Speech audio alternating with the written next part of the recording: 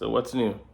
Another Monday for me, another Eagles victory. That equals up to 5 on the season. We're undefeated. And despite some people's worries and being worry warts, the Eagles come out and handle business here. Not the score that we wanted exactly, but more than enough shown, with some improvements to be made, of course, to portend that they're going to be more than just a contender this season. What's up, it's your boy Centron coming back at you with another analysis video, and I kid you not, that's my real name. Like I said, we're going to get into this Eagles victory Monday for me, Sunday for you, or maybe Monday by the time you're watching this. But the Eagles went out to LA and beat the Rams 23-14. So let's start with the player evaluations like we always do, starting with the opposing team. Matthew Stafford, 21-37 for 222 yards and 2 touchdowns. It looked like he had, a maybe solid day, but he didn't get really anything much in the way by way of the ground game. Those numbers are kind of inflated. Towards the end of the game, Kyren Williams did pick up some steam, but for the most part, he was ineffective outside of, I want to say, 2, 3, 4, 5 rushes, a handful. But Matthew Stafford, man, he came out early in the first half and set the tone because, of course, we were playing that soft bend but don't break, back off the receiver 10 yards, maybe 15, but at least 7 yards off, and giving them plenty of room to operate with underneath. And that's Cooper Kupp and Nikhil's game. They were just picking us apart. I mean, I think on the opening drive alone, Cooper Kupp might have been targeted 4 or 5 times, and he had all those targets, or he missed just one. And it was clear that they were going to work Cooper Kupp back into the game plan. Him, this being his debut game of the season, but he didn't look any worse for the wear. The option routes just killed us. He'd go up against Ricks, beat him. He'd go up against who else was in there in the slot? Goodrich would beat him. I don't know if Bradbury was in there, but whoever he went up against, of course, going up against Morrow in zone coverage, he's going to beat a linebacker any day of the week. But it didn't matter who they threw on him. He was handling business and working him. And it just was foolish, the approach that we had to start the game with.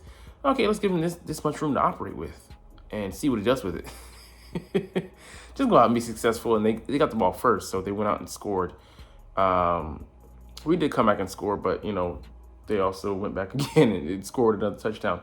But when we gave Matthew Stafford plenty of room for his receivers to operate, clear windows and basically declaring what we're going to do pre-snap, and it didn't change post-snap, he was just able to, play pitch and catch there.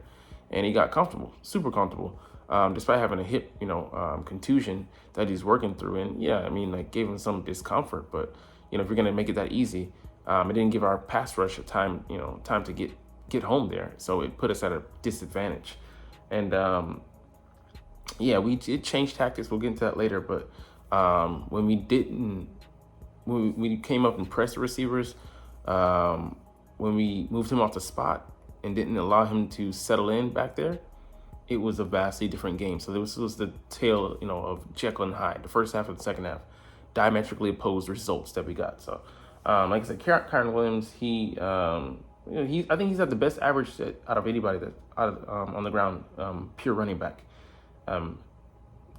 that's had success against us. But it's not saying much. He didn't really help out, with 13 carries, and it's not enough. Their time position, it was lopsided. We had the ball for, I think, around 40 minutes or so, and they only had 19. And especially in the second half, it got even worse. They had like 50-something total yards, maybe 56 or 57. And we had like 200 plus. So it was highly imbalanced. But like I said, the guy here, Cooper Kupp, was just working us. But he had 90 yards before the first half ended. And then I think only a catch or 2 after that. So we pretty much took him out the game plan, and we'll get to how he did it later when we highlight the defensive players, because there were 2 MVPs here. You can I mean, outside of our the quarterback and AJ Brown and Goddard, who are obvious choices, I would say it was Swift who for being consistent in the ground game, getting some yards when we needed him, as well as who's that on defense? Bradley Roby. So we'll get to his performance in a second. But Puka Nacua also played a role. Yeah, I mean, he was getting the ball early as well on the first drive as well, and he was open. He was open. He even scored a touchdown on Bradbury. It was just a well-run route and great usage of his body, keeping himself in bounds and dragging the foot. Guy does not look like a rookie, and he continues his streak of just being red hot. Did miss on some catches. Went in the second half and also in the first half as well. I think one key that really helped us out. But yeah, he's gonna be a force, and he's still getting used to things, especially with Cooper Kupp being back. He was such a focus that Puka wasn't himself, but that's their first game working together. But he definitely benefited from Cooper Kupp being off in the off season. Tyler Higbee had an early catch, but he wasn't really a factor. He played him well. Tutu Atwell, he had one, man. This was the epitome of the game. Like, I could see why, and I know that's why Sean Desai wants to play that bend don't break defense. Prevents explosive plays ideally, but you're going to get some because of the way we play it off. There's just room to run, and it's going to create those 20-yard years sometimes, and it seems like more often than not because we just it puts us in a bad position to try and gang tackle rally. It's just too often too late by the time we get to the ball carrier. But he had one, I think, in the third or fourth quarter. I think when it was 2014, and it's when we were playing up. We had changed the strategy in the second half, and if he had caught that, it's easy 6. He would have broken free like gangbusters, and Matthew Stafford missed on it because we got pressure in his face. So that was also part of the game plan.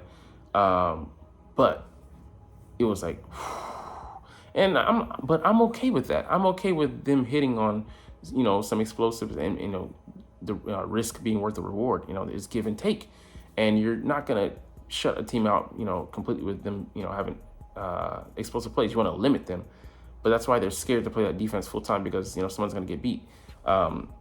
He had the safeties coming crashing down, and if they didn't get there, there's nobody back there to stop him from like I said, heading into the end zone scot-free without a defender in sight.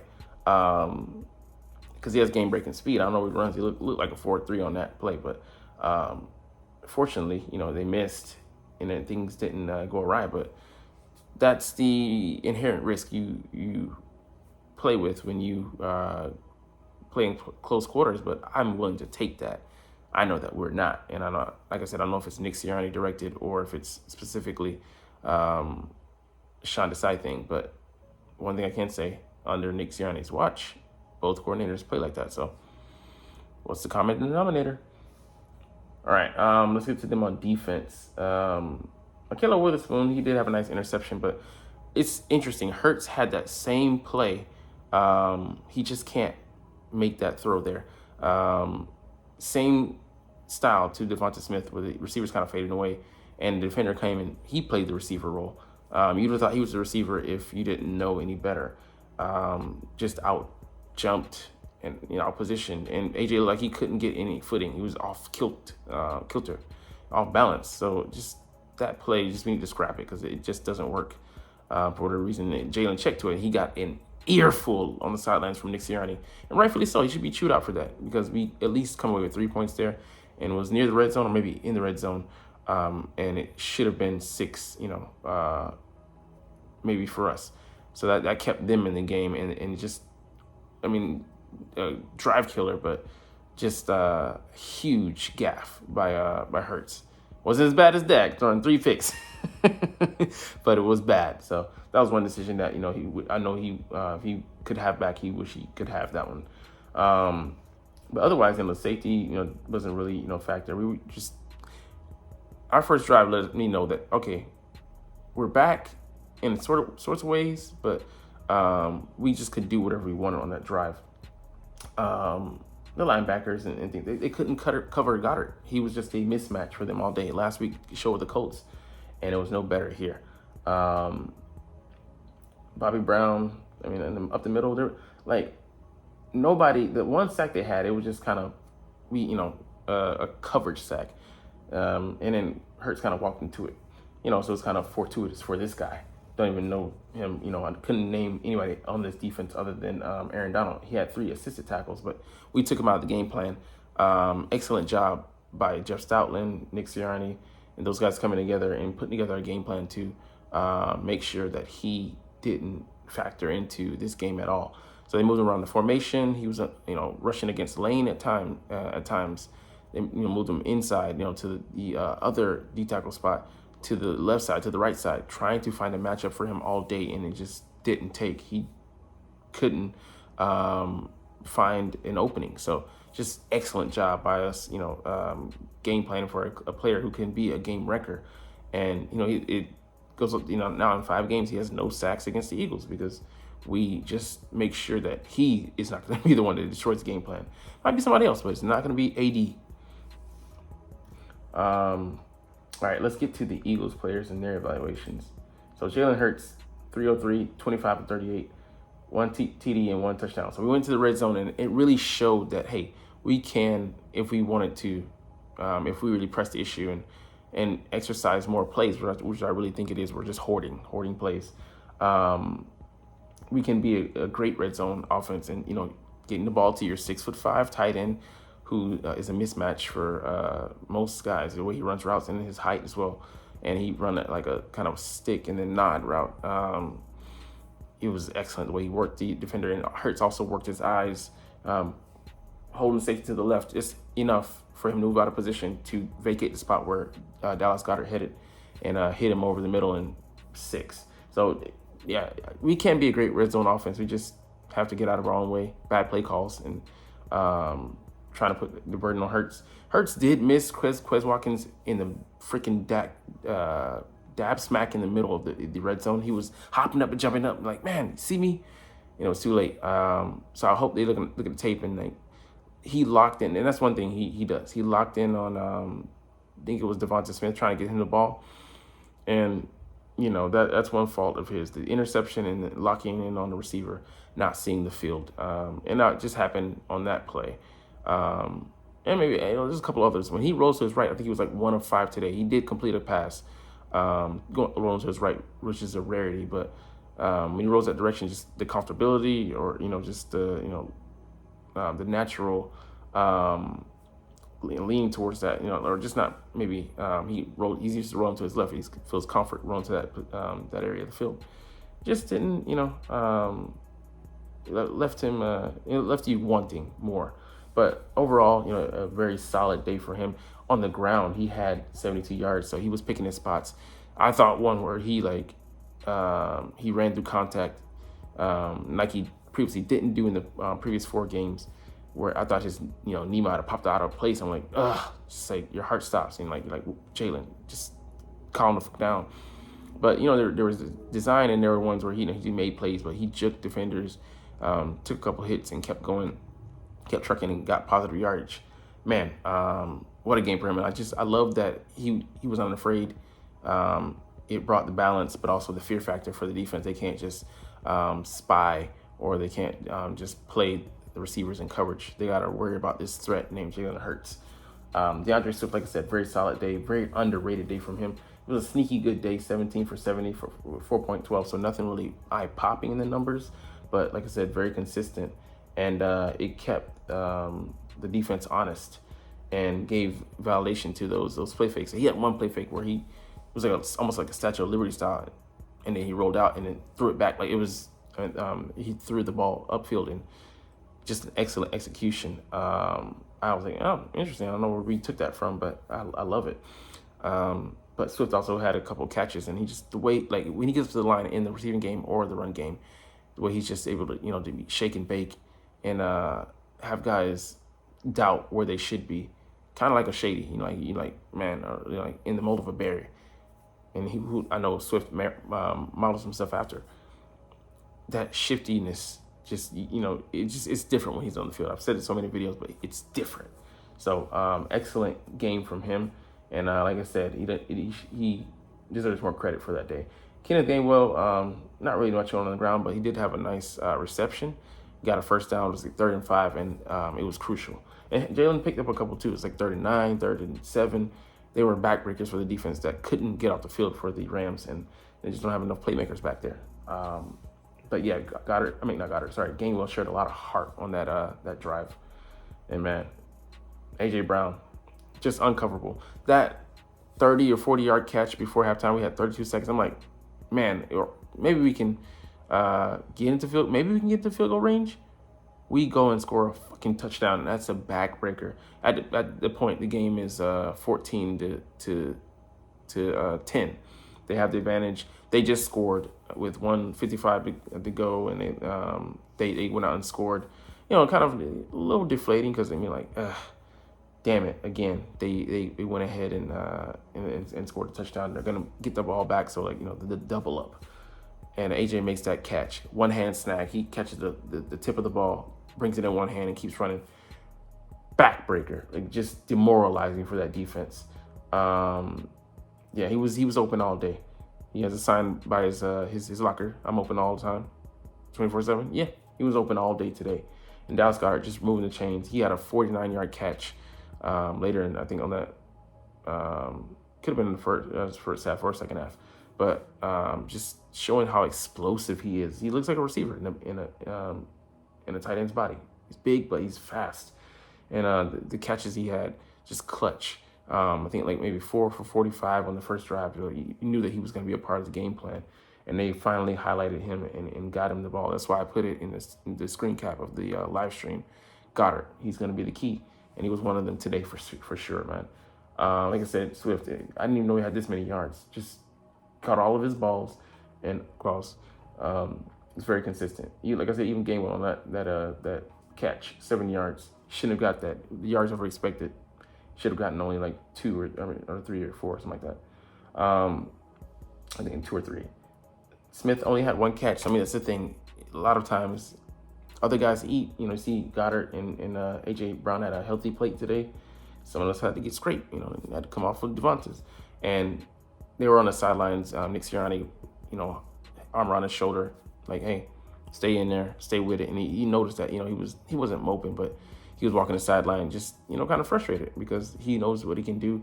They made an emphasis. They put an emphasis on taking away the long game today. So that meant that he was I guess kind of our long guy today, and we didn't really go to him.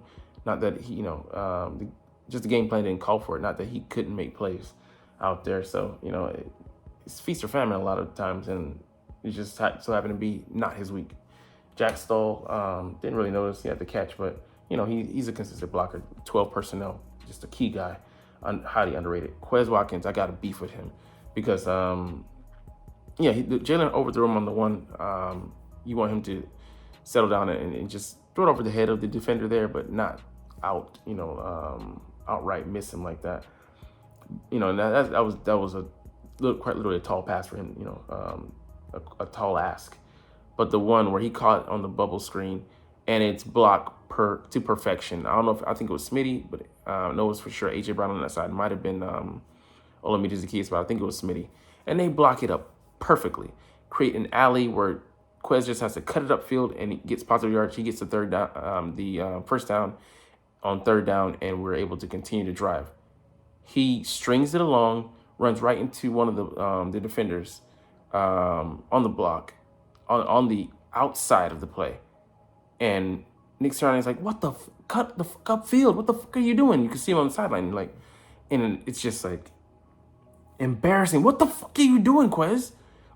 This is why I make the case for, I said this before, but Olamide Zaccheaus should be in that position. He's more of a slot receiver. Quez just miscasting the role, but he, for whatever reason, I don't know, contact, or this is his first game action back, but he needs to take a back seat. He shouldn't be in that position. I get it. We're in down in distances where, it's third and long, or the play design calls for someone to threaten being a field stretcher, put him out there. But Ole Miss, he runs a 4.4, so he's not too far behind. But I feel like he gives us far more in the receiving game and consistency-wise, running routes and the small details that are often overlooked than Quez. That's just my view on it. Quez shouldn't be out there. He should earn those snaps, and he's a detriment. Like Seth Joyner said,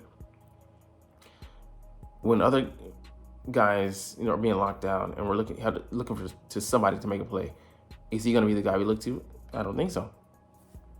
That just says a lot. Josh Sweat, he was active. Forced fumble. Man, the guy, they were coming off the edge like gangbusters. James Bradbury gave up 2 touchdowns today. I'm going to say he needs to play better. He came up on the Puka Nacua play. Was in the guy's face, but he didn't press him. Like, what the fuck are you doing if you're going to be up that close and you're not going to press? Just doesn't make sense. Justin Evans, he was solid. Everybody was giving up plays to Cooper Kupp. He got one caught on one too. I'm like, I don't even blame you, bro. Reed Blankenship, solid as usual. Nicholas Morrow, solid. I don't see how we take N'Kobe Dean off the field when he comes back. Like, realistically, I think in this Jets game, I think he might be able to come back, right? Darius Slay, he had one catch on him that was noticeable, but other than that, I didn't really see anything. 39 catch, again, Cooper Kupp, the theme of the day. I don't blame him. I was like, damn, Darius, but I'm like, it's one catch, bro. He was consistent. Jalen Carter, a monster, had 2 freaking sacks, his first multi-sack game in his young career. This is only his 5th game, folks. But he was a problem for that defense up the middle all day. Like I said, Josh Sweat was as well, coming around the horn. James Bradbury, yeah. He settled down after that, but I'll give him credit for that. So he had a short-term memory, what you need at the cornerback position. Hassan Reddick, man, so clutch. Back-to-back sacks to close out the game. 3rd and 4th down to end the Rams' hopes finally in that drive. And I can officially say I think he's back, man. He's got the cast off. He's gotten a level of comfortability down, and he's going to be a force. This might just be the start of his explosion on defense, racking up sacks in bunches. He's got 5 games. He got 3, so we'll see how it goes. But I peg him down for double digit. Zach Cunningham, I think he was in the right place, right time. Eli Ricks, he came out there and he competed, so can't make too much about him. Bradley Roby, man, like I said, MVP. It was night and day difference when they stuck him on the interior, and he wasn't supposed to play a pivotal role this early on, but I'm so glad we picked him up. It showed a big difference.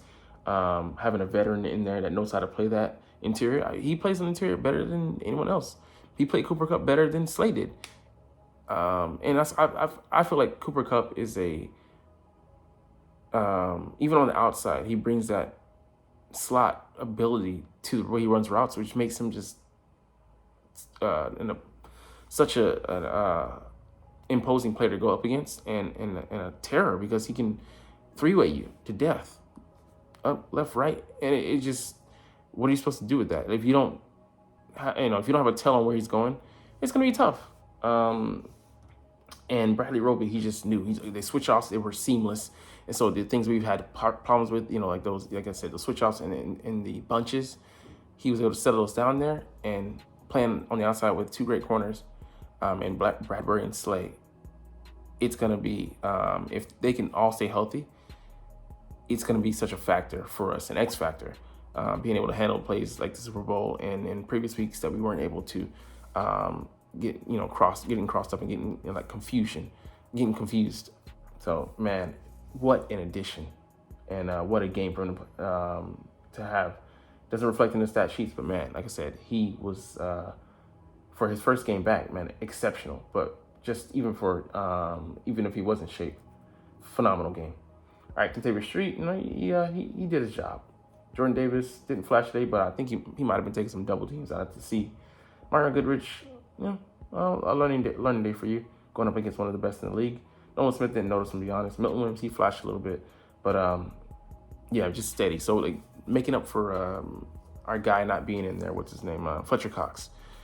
great effort today. And Jordan Davis came out and said it during the week. He said, we're not going to miss Fletch.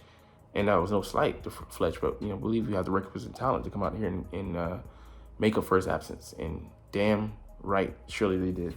Jake Elliott just being clutch, just being him. And Britton Covey, man, the returns he had. He's the first player this year to come back after the week after having a concussion to clear the protocol. So kudos to him.